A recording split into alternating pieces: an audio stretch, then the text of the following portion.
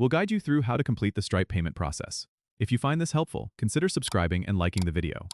First, go to the Stripe website and log into your account using your email and password. Once you're logged in, you'll be on your dashboard. Here, you'll see an option labeled Payments on the left-hand menu. Click on it to view all your payment transactions. To initiate a new payment, look for the New Payment button, usually at the top right of the page, and click on it. You'll be asked to enter the payment details, such as the amount and currency. Make sure to double-check these details to avoid any errors. Next, you'll need to enter the customer's information. This typically includes their email address and any additional details required by your business. After entering the customer details, you can then review the summary of the payment. If everything looks correct, click the Submit Payment button to process the transaction.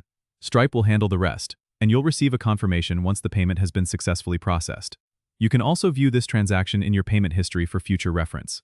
Remember that Stripe provides analytics and insights, so you can track your payments and see patterns over time. If you run into any issues, Stripe's support resources are comprehensive and can help troubleshoot common problems.